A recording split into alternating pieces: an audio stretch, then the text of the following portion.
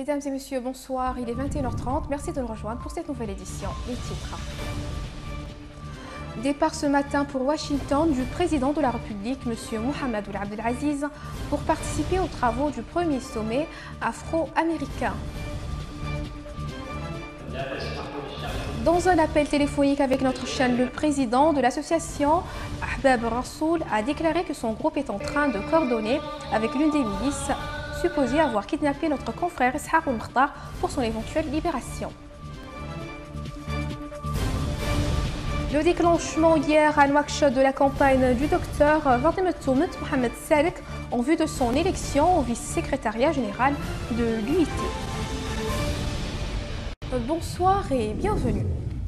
Départ ce matin pour Washington du président de la République, M. Mohamed Ould Abdelaziz, pour participer aux travaux du premier sommet afro-américain. Le chef de l'État est accompagné au cours de ce voyage par une importante délégation comprenant entre autres son épouse, Mme Mariam Mentahmed, dite Tekber, les ministres des Affaires étrangères et de coopération, des affaires économiques et du développement, du commerce, de l'industrie, de l'artisanat et du tourisme, et des conseillers à la présidence.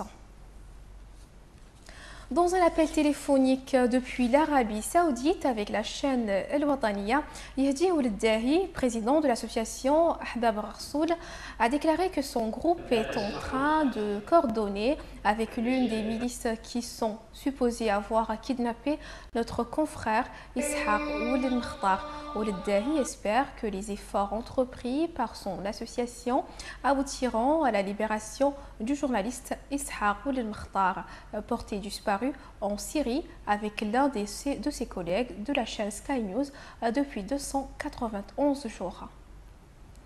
À en croire des sites de la place qui rapportent la nouvelle, des familles mauritaniennes vivant en Libye auraient envoyé des messages de détresse au gouvernement pour les sortir d'une Jamaharia en proie à des violences d'une rare intensité. Les familles qui ont contacté des proches en Mauritanie ont indiqué qu'elles ont trouvé refuge dans une église située dans la zone de Souani. Il s'agit de deux familles mauritaniennes ayant fui le marché de l'Ekreimia et auxquelles se seraient joints des fugitifs de nationalités diverses. La situation militaire est assez préoccupante dans ce secteur vers lequel affluent des réfugiés fuyant les hostilités et se trouvant bloqués depuis la fermeture de Ras Jder, l'un des principaux points de transit entre la Libye et la Tunisie. On ne déplore jusqu'à présent aucune victime, mais la tension est vive depuis que les milices qui assiègent l'église ont procédé au dépouillement des réfugiés. Nous avons tenté de joindre quelques-uns de nos compatriotes réfugiés en vain. Hier, nous avions évoqué dans notre journal télévisé de 21h30 que Mme Khadjata Malik Diallo, ancienne députée de l'UFP et militante des droits de l'homme, a déclaré à El Akhbar que la propulsion au devant de la scène d'une minorité d'hommes d'affaires proches du pouvoir mènera à la dérive économique et à la fuite des capitaux. Ces déclarations, c'est le lieu de le rappeler, n'est pas récente comme nous le pensions et daterait du mois de janvier dernier. Par conséquent, notre rédaction regrette cette indélicatesse indépendante de notre volonté et prie Mme Khadjata Malik Diallo d'accepter nos excuses. Dans une interview accordée à Sahara Media, le président des Flammes, M. Samba Cham, s'est longuement expliqué sur le programme et les ambitions politiques de son mouvement. Après 27 ans d'exil, les forces de libération africaines de Mauritanie, Flammes, ce n'est plus un secret, sont de retour au pays et projettent de s'implanter sur la scène politique mauritanienne. Un résumé de cet entretien avec Sid Ahmed Bililato.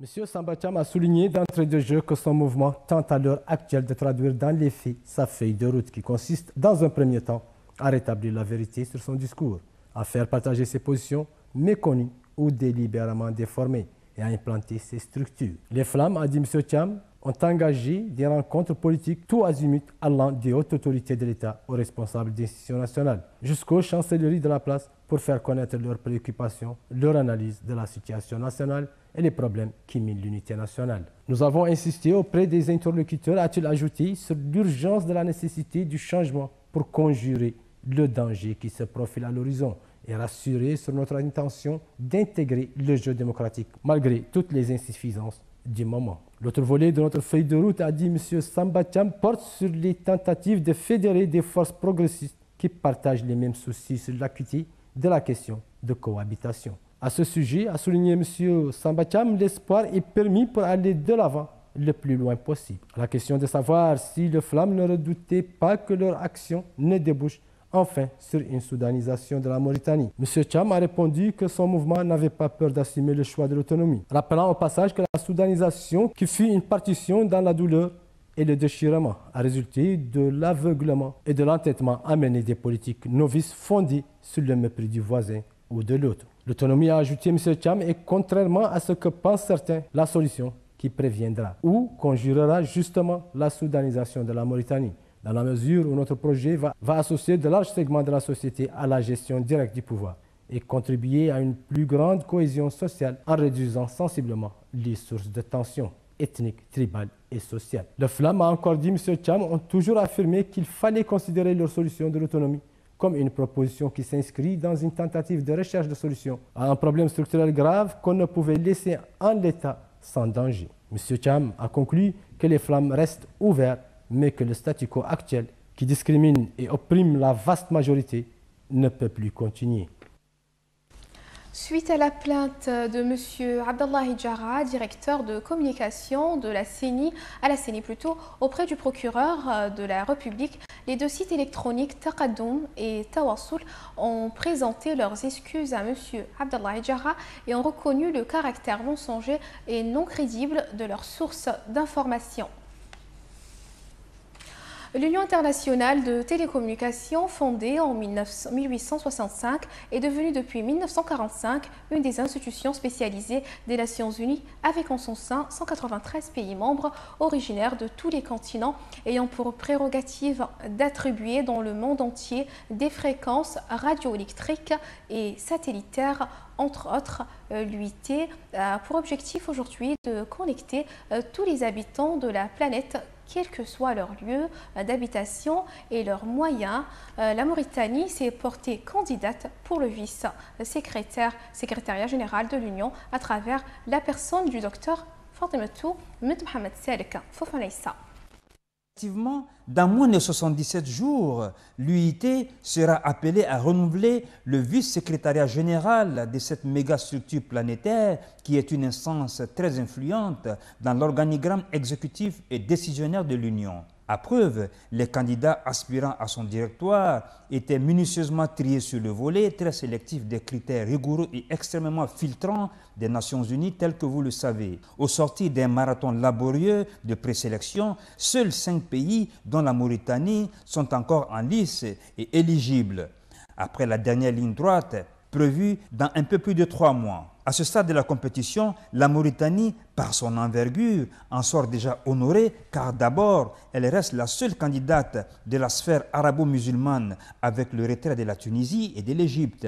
Et s'il arrivait que le Nigeria fasse de même, la Mauritanie serait le seul pays du continent à faire face aux candidats occidentaux d'Amérique et d'Europe que sont le Canada, la Grande-Bretagne et la Pologne. Et cette grande responsabilité est entièrement posée sur les frêles épaules d'une jeune dame au petit minois modeste, mais à la tête bien pleine, en la personne de Fatimatou Mohamed Salek. Mais l'infimité de la personne s'arrête là.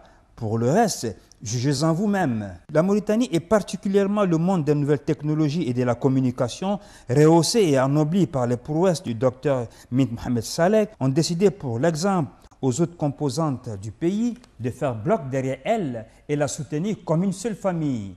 C'est justement ce qu'ils ont officialisé et formalisé hier en début de soirée à l'hôtel Wissal, et ce en présence de la plus haute instance de la télécommunication en Mauritanie, entouré pour la circonstance des personnes non moins importantes du monde des télécoms et de l'audiovisuel, ainsi que des fonctionnaires mauritaniens en fonction sur tous les continents, des opérateurs économiques exerçant dans les différents domaines des NTIC, sans oublier la crème du monde de la presse mauritanienne, tel Baoul Salek et l'imam Cheikh, qui a d'ailleurs introduit la cérémonie du déclenchement de la campagne pour l'élection du docteur Fatimetou Mohamed Salek.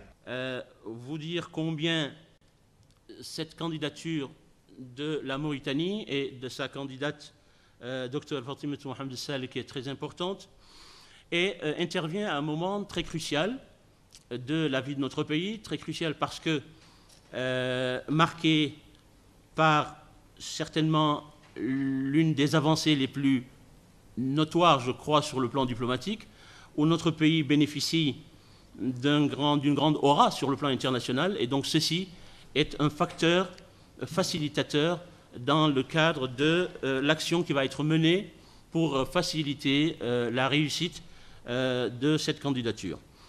À sa suite, le premier responsable de NTIC, en l'occurrence M. le ministre, a félicité et même adoubé la vaillante Amazone et l'a rassuré du soutien de toute la communauté de NTIC et partant du pays qu'elle honore par ses compétences et son talent de femme travailleuse et battante. Et donc je disais que le gouvernement mauritanien donc, a présenté la candidature de Dr Fatimetou Mohamed Salek au poste de vice-secrétaire général de l'IUT. Tout le monde sait l'importance de cette organisation onusienne, parmi les plus importantes, mais surtout ces 10 dernières années, elle a connu une importance capitale, eu égard au changement et à la position qu'occupe le secteur des TIC au sein de l'économie mondiale.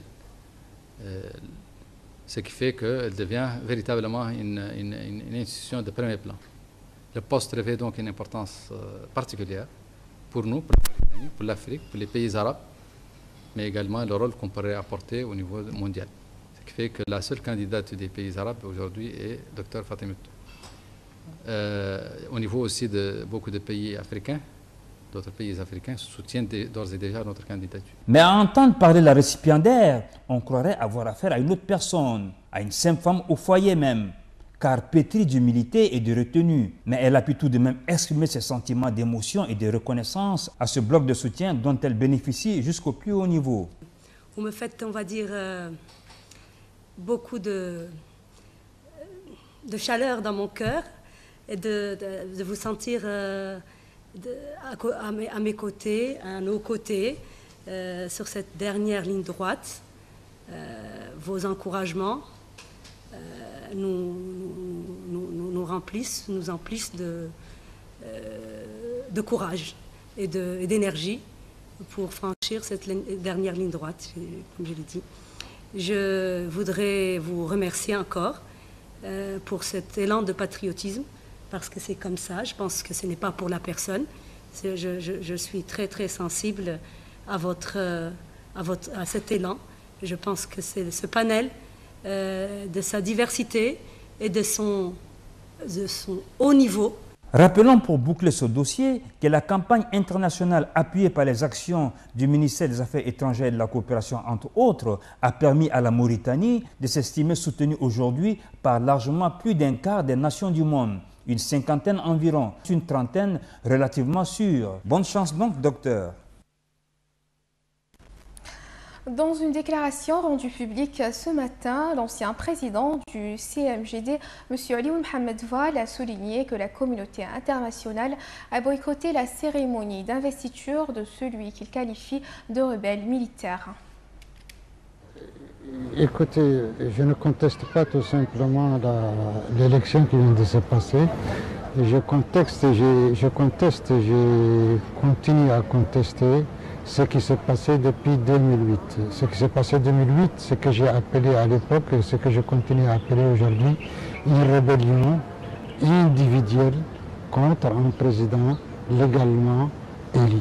Je dis que c'est une rébellion individuelle parce qu'il s'agit d'un officier qui a été relevé par le président de la République, légalement élu par les Mauritaniens, et au moment où il l'a relevé, il l'a déposé et il l'a déclaré publiquement.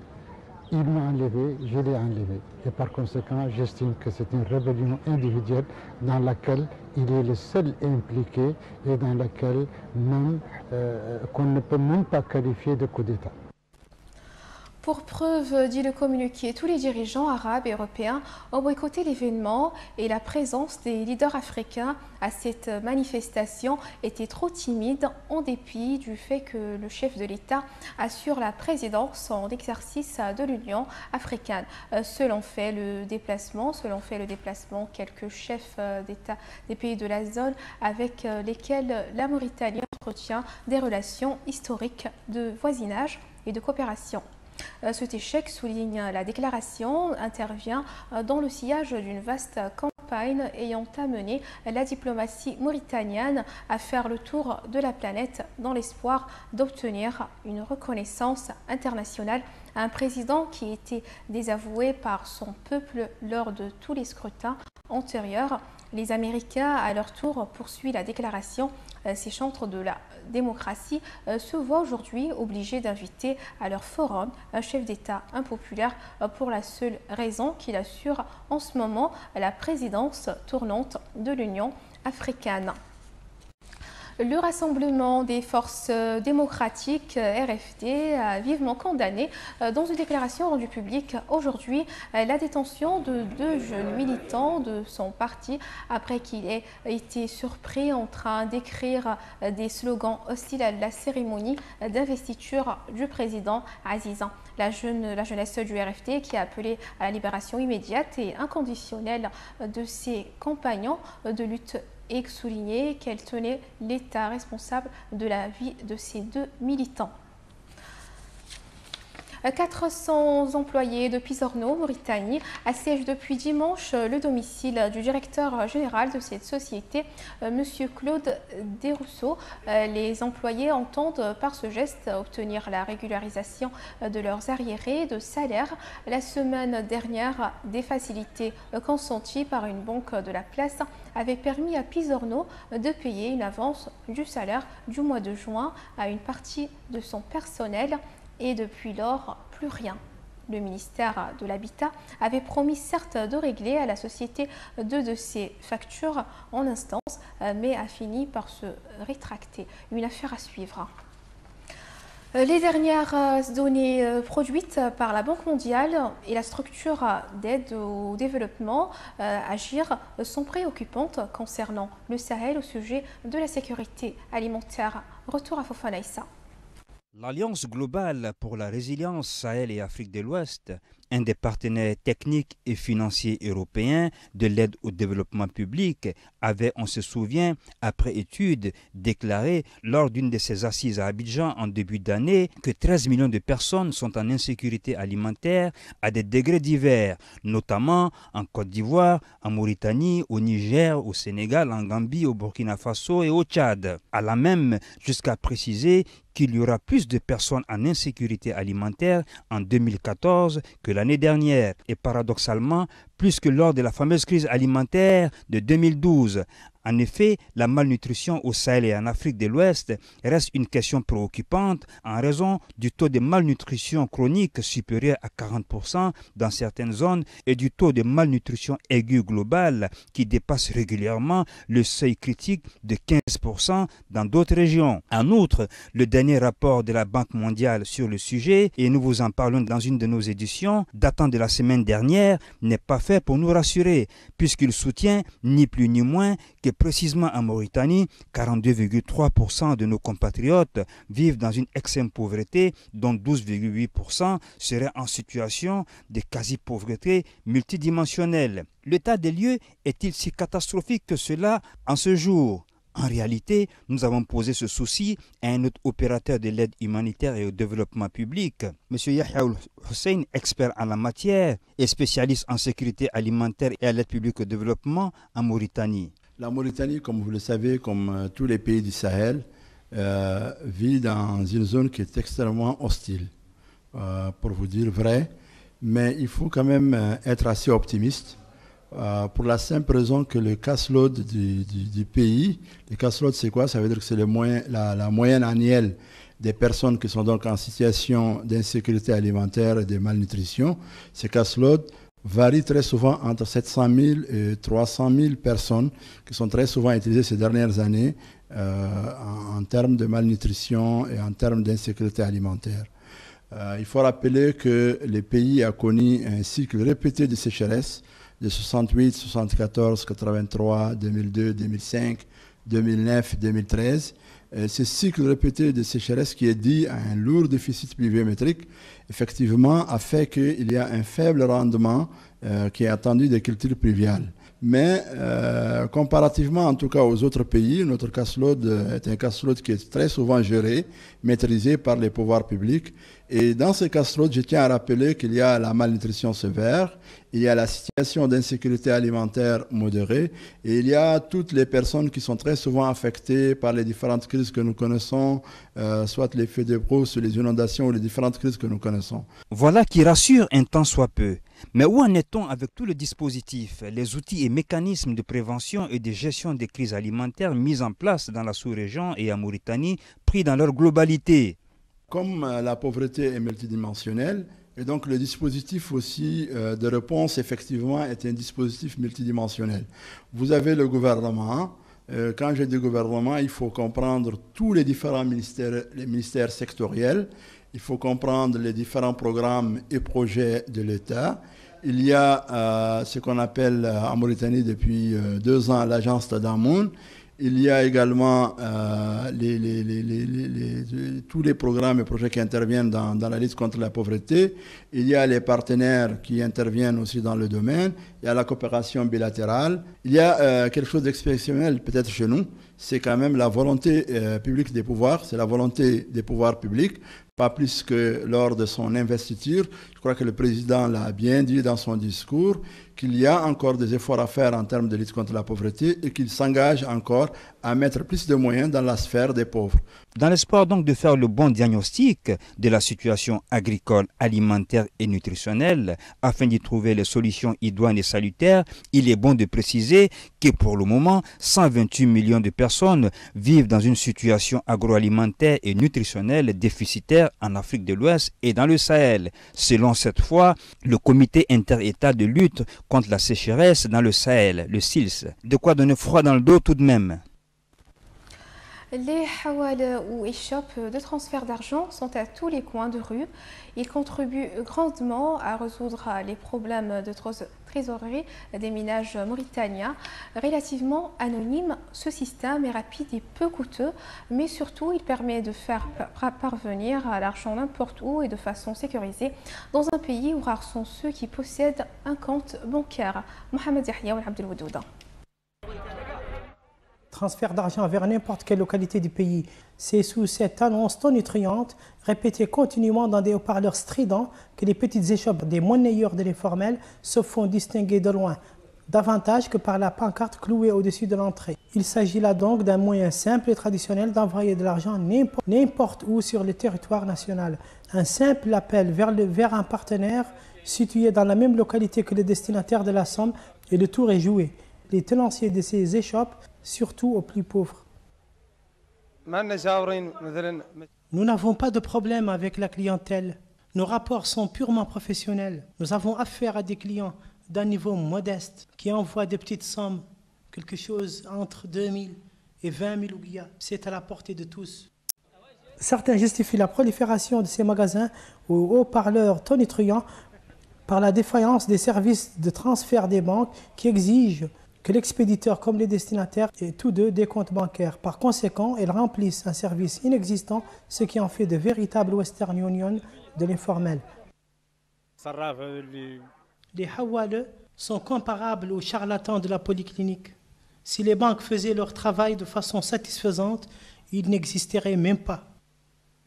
Avec l'émergence de ces boutiques dans tout autre genre, l'épineux problème de l'envoi d'argent à l'intérieur comme à l'extérieur de Nouakchott a été résolu.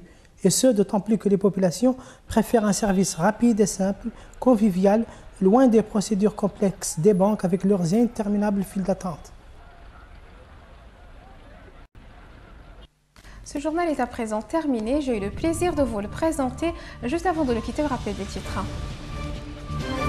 Départ ce matin pour Washington du président de la République, M. Mohamed Ould Abdel Aziz, pour participer aux travaux du premier sommet afro-américain. Dans un appel téléphonique avec notre chaîne, le président de l'association Ahbab Rassoul a déclaré que son groupe est en train de coordonner avec l'une des milices supposées avoir kidnappé notre confrère Ishaq Ouelmkhtar pour son éventuelle libération. Le déclenchement hier à Nouakchott de la campagne du docteur Fatimata Mohamed Salek en vue de son élection au vice-secrétariat général de l'UIT. Merci de votre aimable attention. Merci également à toute l'équipe technique et rédactionnelle. Restez au programme de l'Ouadania.